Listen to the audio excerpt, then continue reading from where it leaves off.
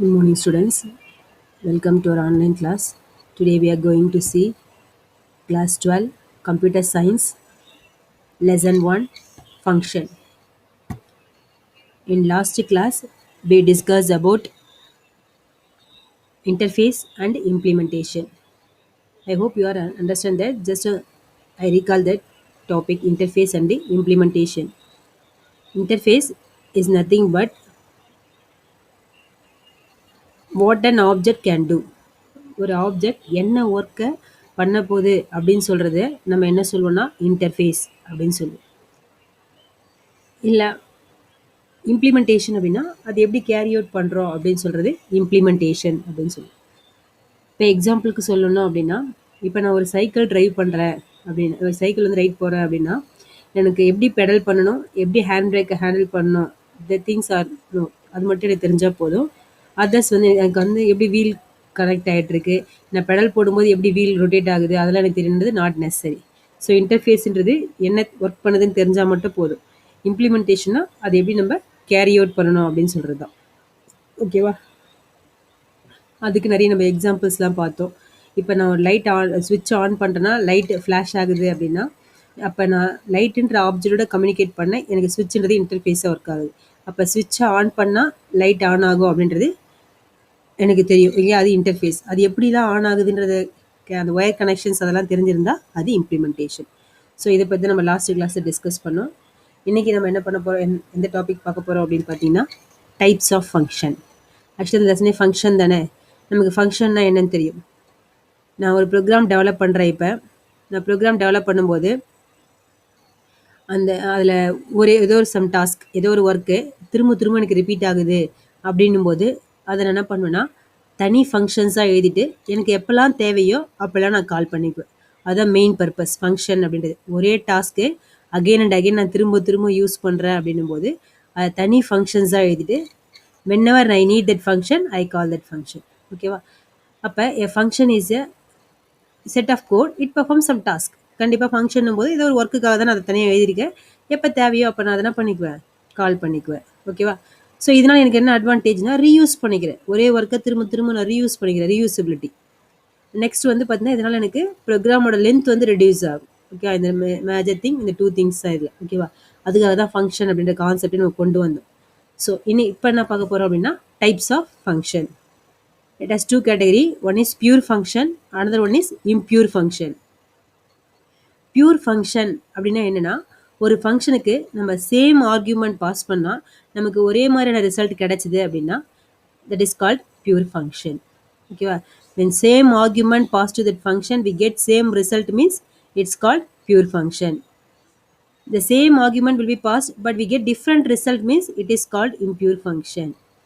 ஒரு ஃபங்க்ஷனுக்கு நான் கொடுக்குற வேல்யூ ஒரே வேல்யூ கொடுக்குறேன், எனக்கு கிடைக்கிறது ஒரே மாதிரியான ரிசல்ட், சேம் வேல்யூ எப்போ நான் கொடுத்தாலும் அதே வேல்யூ எனக்கு ரிட்டர்ன் ஆகுது அப்படின்னா அதை வந்து நான் என்னது பியூர் ஃபங்க்ஷன். இப்போ எக்ஸாம்பிளுக்கு நான் ஸ்விட்ச் போர்டில் ஸ்விட்சை ஆன் பண்ணுறேன், எப்போ நான் ஆன் பண்ணாலும் லைட் எனக்கு ஃப்ளாஷ் ஆகும். அப்போ நான் எப்போ ஆன் மோடை நான் கிளிக் பண்ணுறனாலும் எனக்கு என்ன ஆகுது, ஆன் ஆகும் அப்படின்றது கான்ஸ்டன்டான ஒன். அப்போ நான் எப்போ ஆன் பண்ணாலும் லைட் வந்து ஃப்ளாஷ் ஆகும். அது பியூர் ஃபங்க்ஷன். நான் என்ன மாதிரியான இன்புட் கொடுத்தாலும் ஒரே மாதிரி இன்புட்னா ஒரே மாதிரியான ரிசல்ட் தான் கிடைக்கும். எப்பயும் நான் பட்டனை ஆன் மோடில் அது ப்ரெஸ் பண்ணுறேன் அப்படின்னா எனக்கு ஆன் ஆகும், ஆஃப் மோடில் ப்ரெஸ் பண்ணால் ஆஃப் ஆகும். அப்போ நான் எப்போ ஆன் பண்ணாலும் எனக்கு ஆன் ஆக போகுது. ஓகேவா? That is called pure function. Impure function அப்படின்னா என்னென்னா, நான் சேம் செட் ஆஃப் ஆர்குமெண்ட் தான் பாஸ் பண்ணுவேன், பட் எனக்கு ரிசல்ட்ஸ் வந்து வேறு கிடைக்கும். அதுதான் இம்பியூர் ஃபங்க்ஷன் அப்படின்னு சொல்லி. ஓகே, ஃபங்க்ஷன்னாலே it accept some argument and produce some result. So pure function போது சேம் ஒரே மாதிரியான ஆர்குமெண்ட் திரும்ப நீ கொடுத்தினாலும், ஏன்னா ஒரு ஃபங்க்ஷனை நம்ம எத்தனை டைம் வேணாலும் கால் பண்ணிக்கலாம். ஒவ்வொரு டைம் கால் பண்ணும்போது என்ன டைப் ஆஃப் ஆர்குமெண்ட்ஸ் வேணாலும் சரி, எப்படி எந்த கேட்டகரியில் வேணாலும் நம்ம ஆர்குமெண்ட்ஸ் கொடுக்கலாம். ஸோ அப்படி இது பண்ணும்போது நீங்கள் ஆர்குமெண்ட்ஸ் கொடுக்கும்போது ஒரே மாதிரியான ஆர்குமெண்ட் கொடுத்தா எனக்கு ஒரே மாதிரியான ரிசல்ட் கிடைச்சதுன்னா அது பியூர் ஃபங்க்ஷன். நான் சேம் ஆர்குமெண்ட் பாஸ் பண்ணாலும் எனக்கு டிஃப்ரெண்ட் ரிசல்ட் கிடைச்சா அது இம்பியூர் ஃபங்க்ஷன்.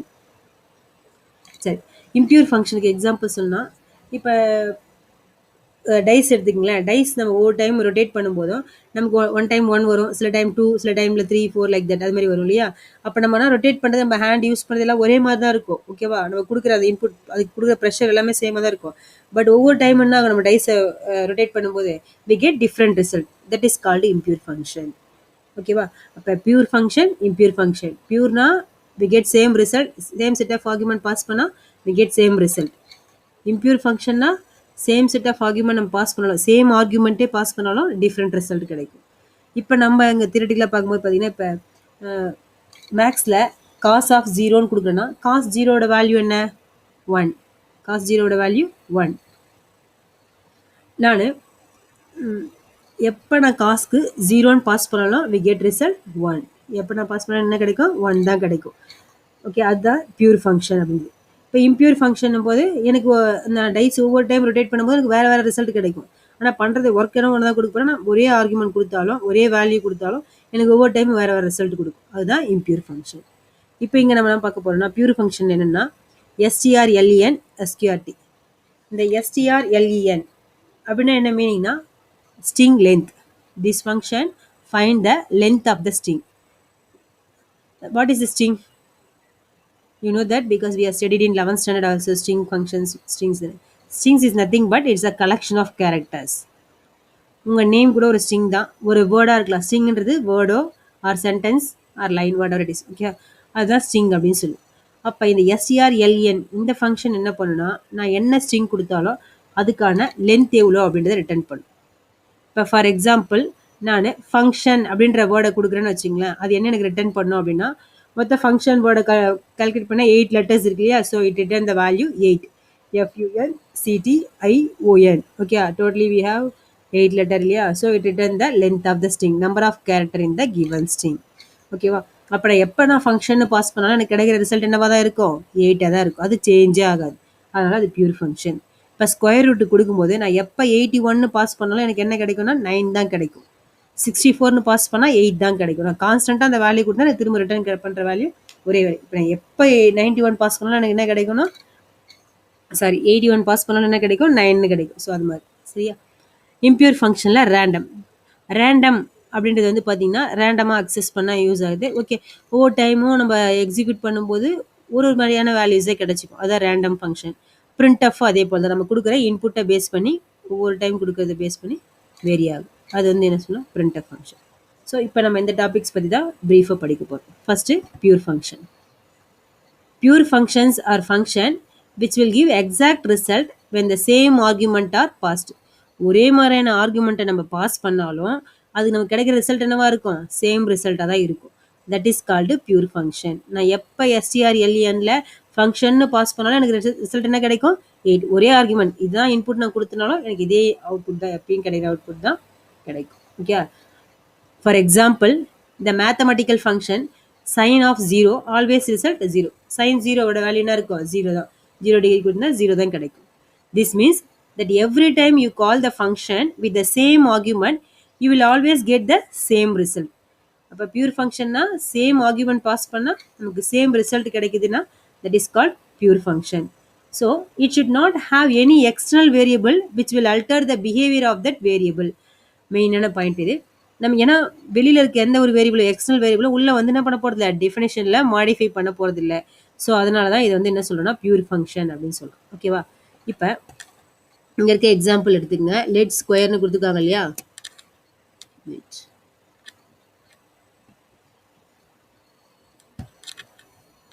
இங்கே பாரு, let square X. Let is a keyword, square is a function name, x is a parameter. You know how to write a function because in previous class I briefly explained how to write a function. When you start to write a function, first you are using the keyword let.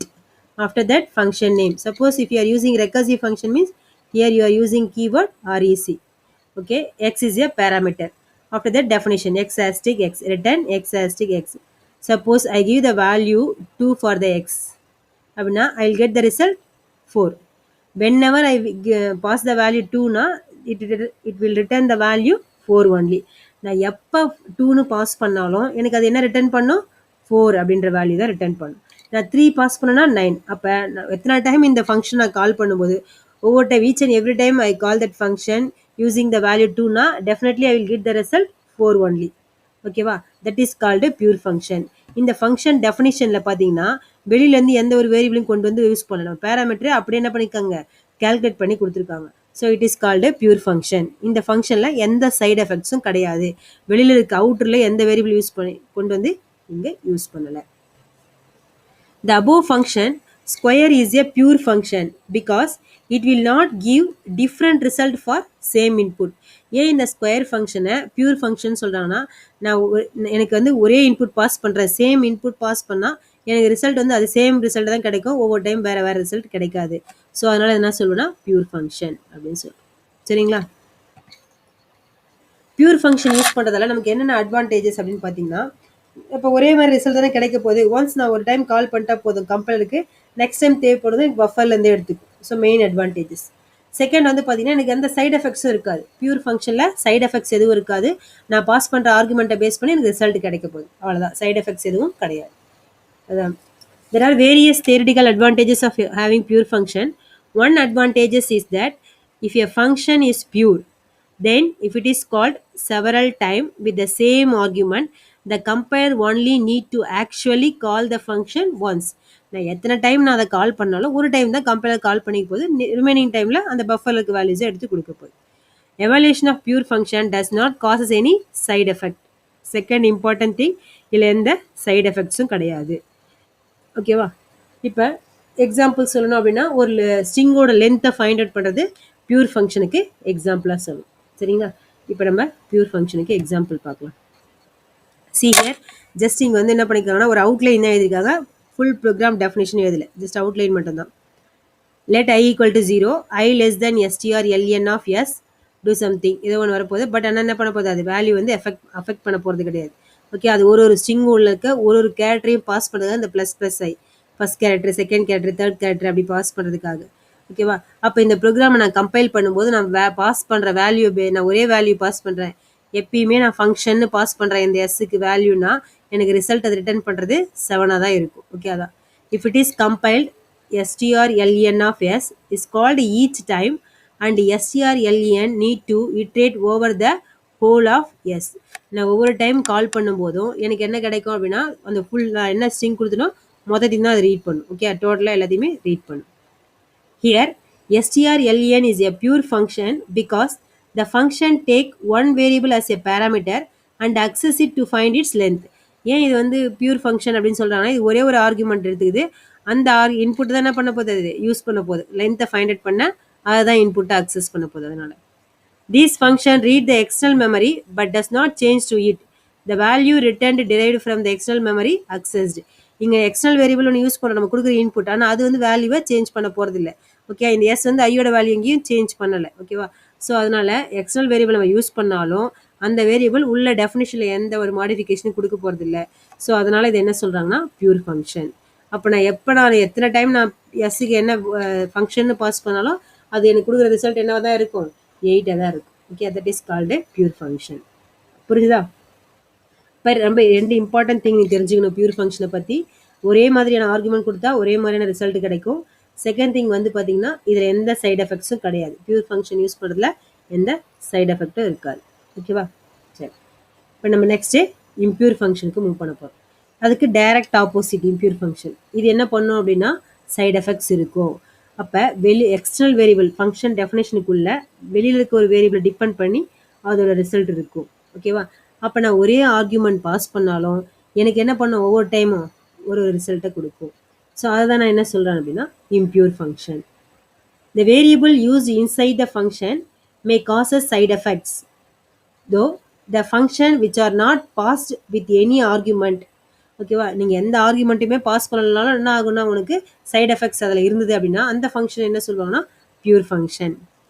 When the function depends on the variable or function outside of its definition block, you can never be sure that the function will behave same every time it is called. Okay, ஒரு function out சைடில் வேரியபிளை depend பண்ணியிருந்தால் கண்டிப்பாக என்ன பண்ணாது, ஒரே மாதிரியான ரிசல்ட்டை நீ ஒவ்வொரு டைம் கால் பண்ணும்போது கொடுக்காது. அதுதான் இங்கே லாஸ்ட் இந்த பாயிண்ட்லேயே கொடுத்துருக்காங்க பாரு. You can never be sure that the function will behave the same every time it is called. ஒவ்வொரு டைம் கால் பண்ணும்போதும் ஷுவராக நம்ம சொல்லலாம் ஒரே மாதிரி ரிசல்ட்டு கிடைக்காது அப்படின்றது.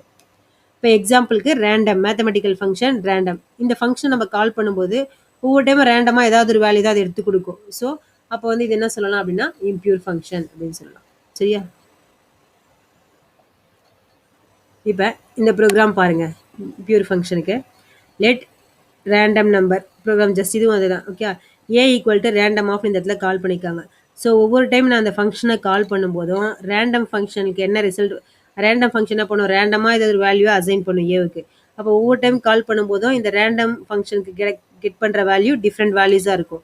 ஸோ அப்போ என்ன ஆகும்னா எனக்கு கிடைக்கிற ரிசல்ட்டும் வேரி ஆகும். ஏன்னா ரேண்டம் ஃபங்க்ஷன்றது ரேண்டமாக ஏதாவது ஒரு வேல்யூவை எடுத்து கொடுக்கும்.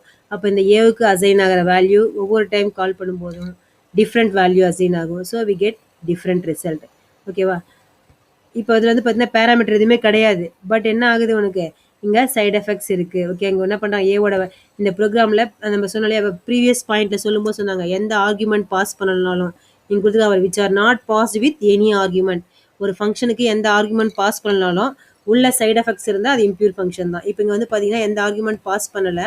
ஓகேவா? ஆனால் இங்கே என்ன பண்ணியிருக்காங்க, அந்த ஆர்குமெண்ட்டுக்கு உள்ள ரேண்டம்னு ஒரு ஃபங்க்ஷன் வச்சு கால் பண்ணி அதோட வேல்யூவை மாற்றுறாங்க. அந்த பேராமீட்டரோட வேல்யூ இந்த இடத்துல மாற்றிருக்காங்க இல்லையா? ஸோ அதனால் இது வந்து என்ன சொல்லணும்னா impure function. Here A was assigned by a random function. ஏவோட வேல்யூ எதை வச்சு அசைன் பண்ணுறோம், ரேண்டம் ஃபங்க்ஷன் வச்சு அசைன் பண்ணுறோம். So every time the value will be different which will affect the loop. ஒவ்வொரு டைம் நம்ம இதை கால் பண்ணும்போதும் நான் அவங்க கண்டிப்பாக அந்த லூப்பை அஃபெக்ட் பண்ணும். Random is impure function as it is not sure what will be the result when we call the function. அப்போ நம்ம ஷுவராக சொல்ல முடியாது இதான் எனக்கு ரிசல்ட் வரும்னு நான் ஷுவராக சொல்ல முடியாது எப்போனா ரேண்டம் ஃபங்க்ஷனை கால் பண்ணும்போது. ஏன்னா அது என்ன பண்ணும், ஒவ்வொரு டைம் கால் பண்ணும்போதும் ஒவ்வொரு மாதிரியான வேல்யூஸ் எடுத்துக்கும். ஸோ நான் ஷுவராக இதான் ஒரு ரிசல்ட்னு என்னால் சொல்ல முடியாது. ஓகேவா?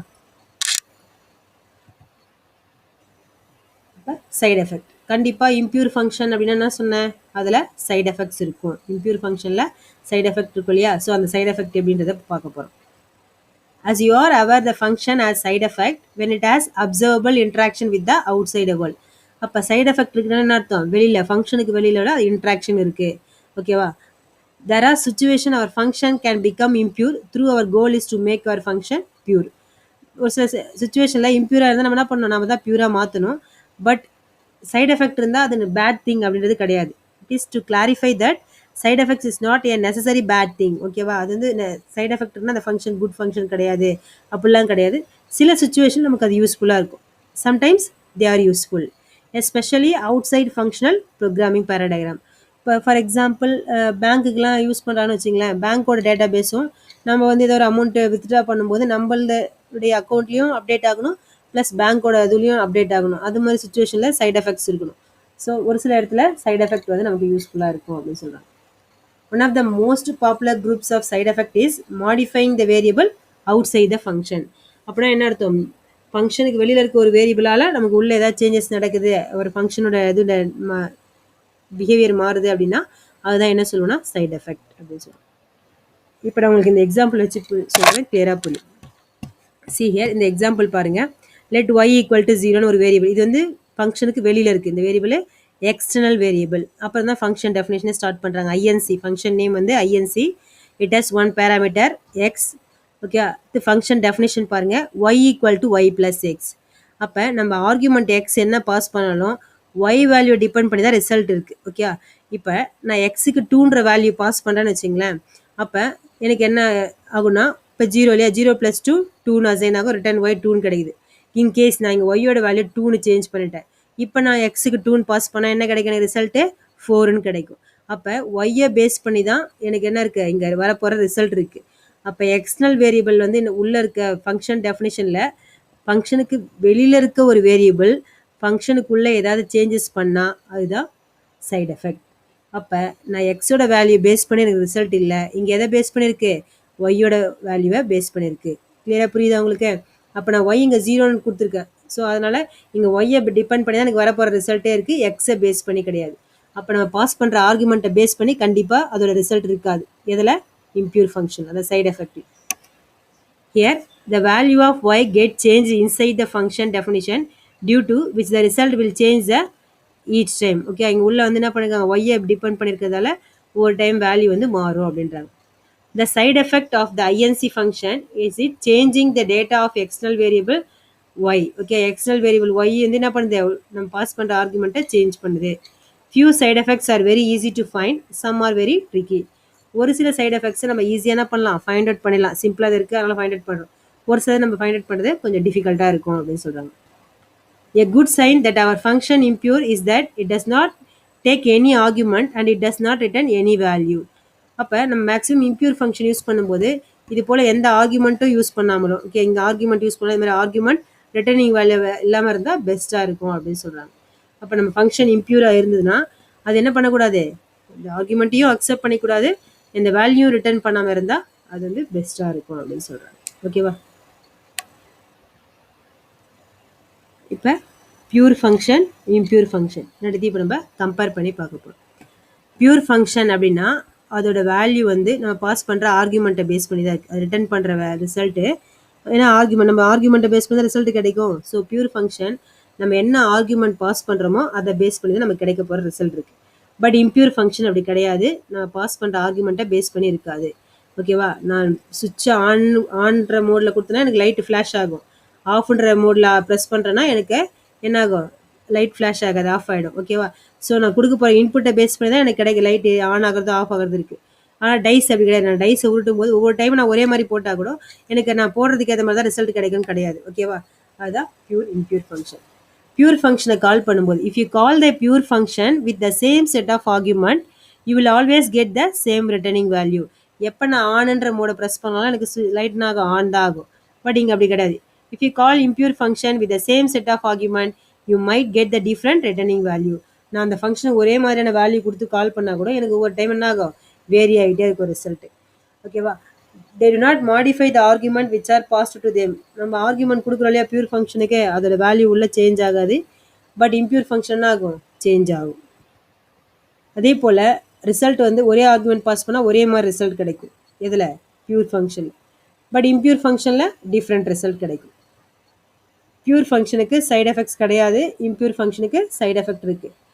அடுத்து வந்து ஸ்டேட்ன்றது வேல்யூஸ். அந்த ப்ரோக்ராமோட வேல்யூ வந்து எப்பயும் மாறாது, state of the program change ஆகாது பியூரில். பட் இம்ப்யூரில் சேஞ்ச் ஆகிடும். ஓகேவா? இதுதான் பியூருக்கும் இம்ப்யூருக்கும் உள்ள டிஃப்ரென்ஸ். அப்போ நம்ம பாஸ் பண்ணுற ஆர்குமெண்ட்டை பேஸ் பண்ணி தான் ரிசல்ட் இருக்குது பியூரில். இம்ப்யூரில் அப்படி கிடையாது.